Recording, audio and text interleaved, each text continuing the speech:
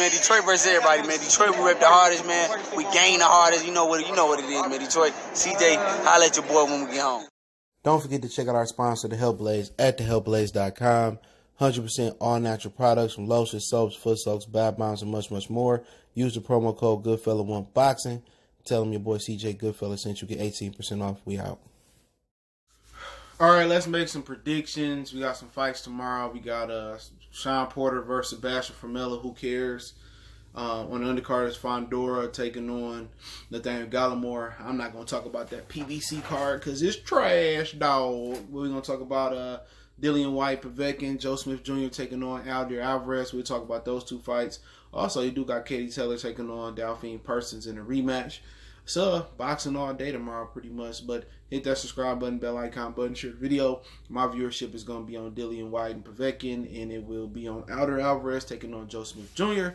If I watch Fox, I watch it. It's trash. Sean Porter said that, I didn't know. He said, haven't heard this opponent until we fought. He fighting the IBF welterweight champion. But let's start off with Povetkin and Dillian Whyte. They both weighed in this morning. Dillian Whyte weighed in at 250-something. Povetkin weighed in just under 225. And it's an interesting fight, right? Povetkin showed that he wasn't too old when he took on Michael Hunter. Michael Hunter thought he was going to go out there and just dog Alexander Povetkin, and it didn't work.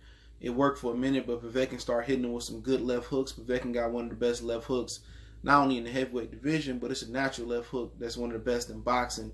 So that could really cause some problems for, Dillian Whyte. Dillian Whyte really make his bones off of fighting older fighters and fighters coming off a loss. That's it. Joseph Parker, older fighter in Lucas Brown, or just, fighting bums like Derek Chisora and struggling. So I kind of feel confident in Alexander Povetkin if he don't get old overnight. Apparently they did testing for this fight. So, when you look at this fight, it really comes down to, conditioning. I think Povetkin is the technically better fighter. I think Povetkin carry more power. I think he's just overall a better fighter. Dillian Whyte don't really have a size advantage as far as height. He came in at 254. He's a lot lighter than he came in last time on short notice versus Wach. But my issue is that that's still too heavy for Dillian Whyte. 254 to come into a fight. He always gassed down the stretch. Dillian Whyte should be coming in like at 235, 230, 240 at the most. And that's the issue, but he's just straight garbage, dog. He squares up. He a good body puncher. That should serve him well in this fight. He got an okay jab, but other than that, he garbage, trash, don't like him. He ducked all the good fights. People saying, Dillian Whyte is being ducked by Tyson Fury, but he ain't done nothing. He ducked Luis Ortiz. He ducked Dominic Brazil. He ducked everybody. He wasn't trying to fight Joseph Parker till he got that L. But other than that, man, footwork garbage. You know what I'm saying?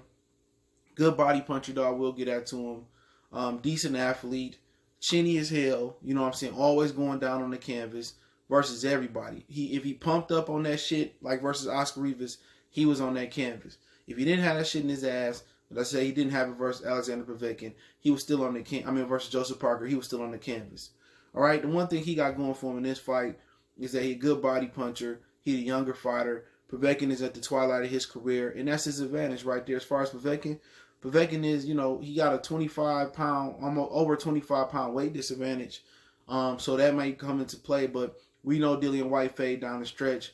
We know Alexander Povetkin could fade down the stretch as well, being an older fighter. But Povetkin, he probably got the better corner. Povetkin got a good left hook.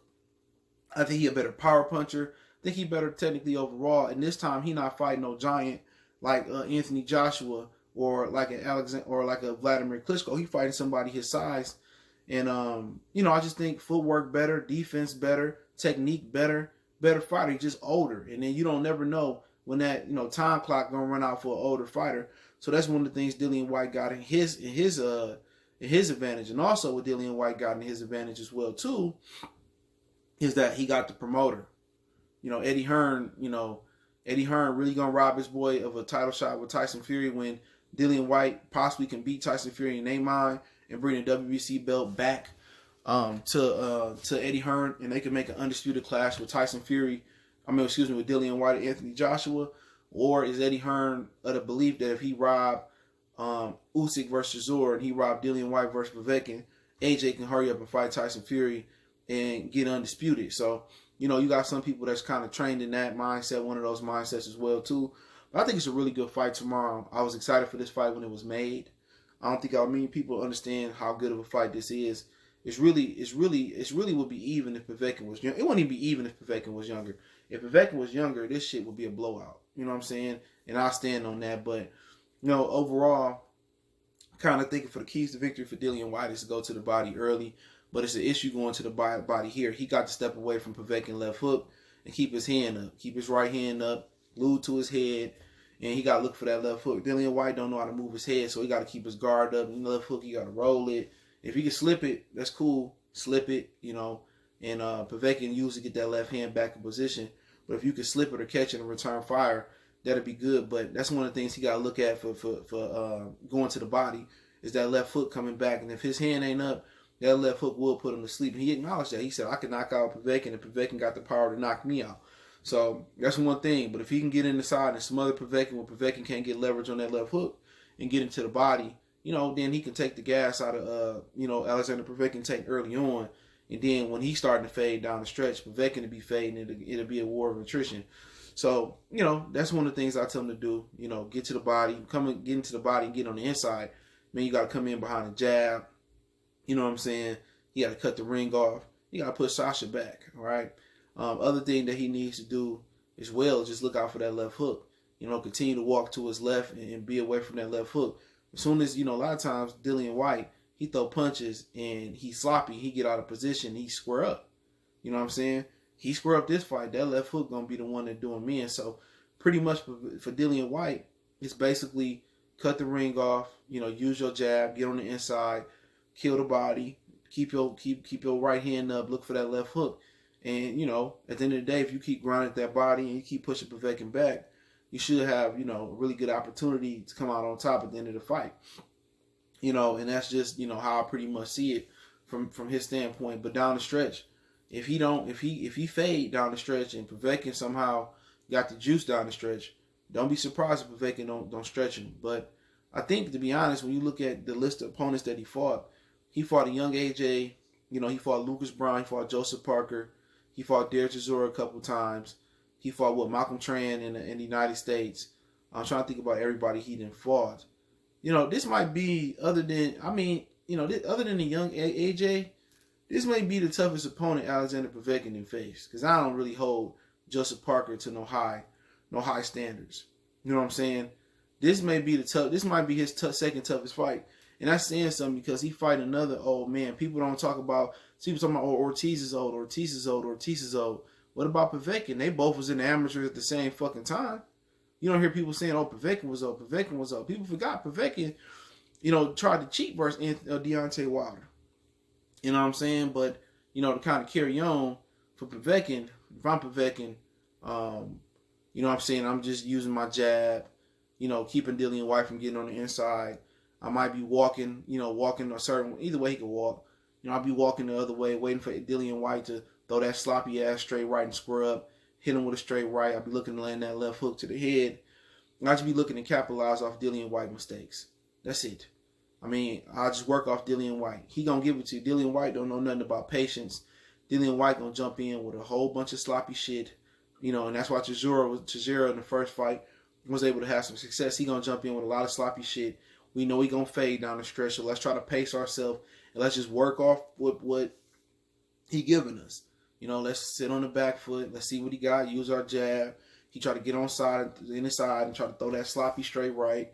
We'll be there with a counter right hand, or we'll be there with a counter left hook, and that's what I look. I just be looking to walk Dillian Whyte into shots. You know, and that's what I'm saying. If Dillian Whyte was to fight a guy like Wilder, even though Wilder ain't the greatest fighter of all time, you know, I think Wilder would eventually walk them into some shit like Arthur Spilkin. And I think Tyson Fury do the same thing, even though Tyson Fury being very reluctant to fight Dillian Whyte. But that's exactly what I would do. If I'm Povetkin early on, I should be looking to capitalize and counter off Dillian Whyte work. I'll be looking to set traps, land my left hook, land my straight right. I'll start off with a straight right jab, and he gets sloppy and jump in straight right. You know what I'm saying? Maybe even an overhand right. And then I have him, you know, thinking for the right hand. Then I drop that left hook right on him. You know, and then as we get down the stretches, I'm pacing myself. When he punching himself out, wearing himself out, then we start to step it up, and then we start to push. You know, we start to get on the inside and push Dillian Whyte back, and we stop him. That's it. It's a simple game plan I would do. I would just have Povetkin walk Dillian Whyte into shots and traps. He don't know no patience.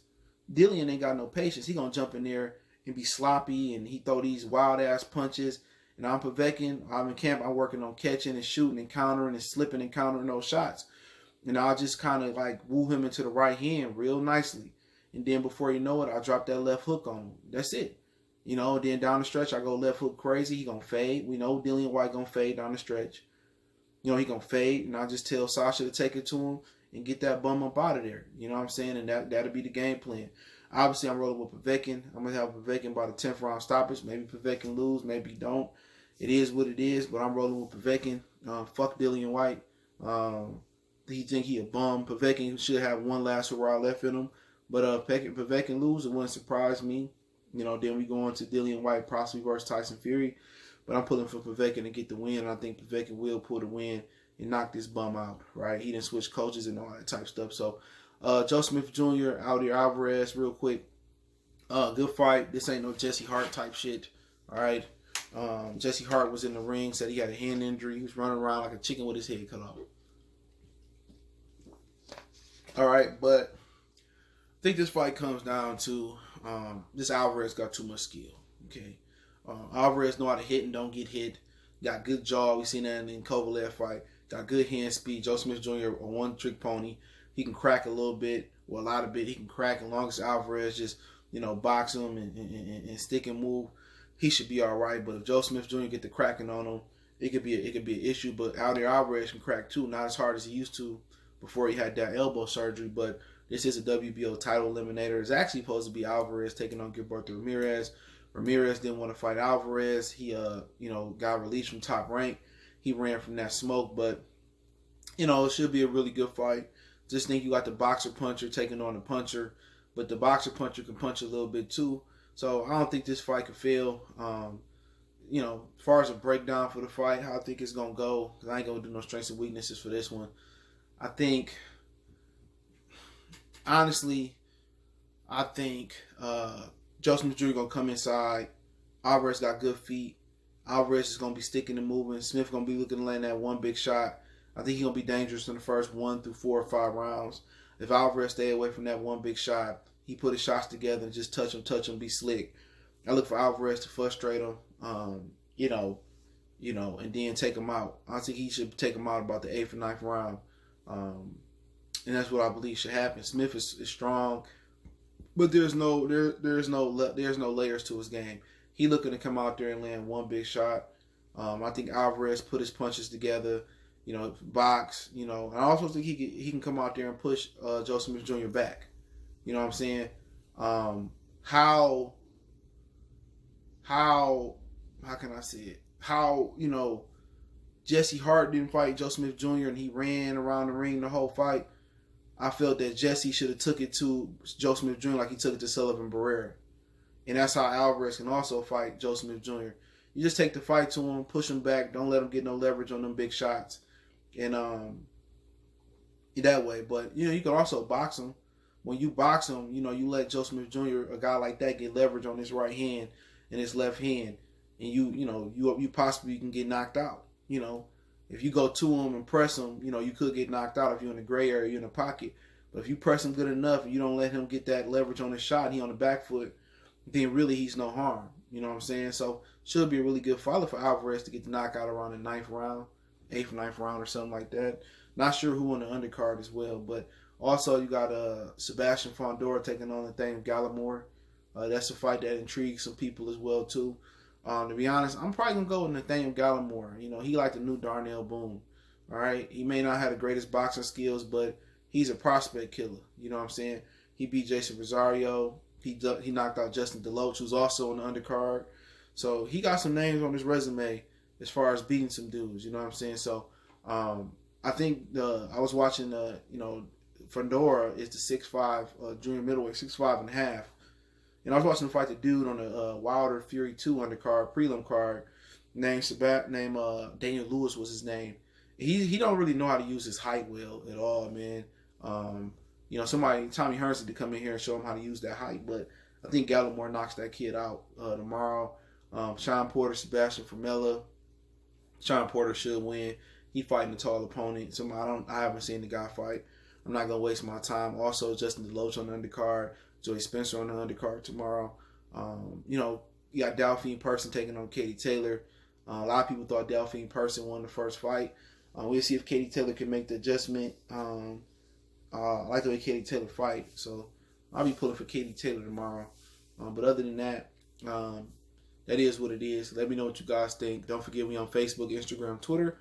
Also a Facebook group in the description if you want to check that out. Don't forget you can follow me on all those social media platforms. You got business question, inquiry, sponsorship, video requests, whatever the situation may be. You can always hit me up.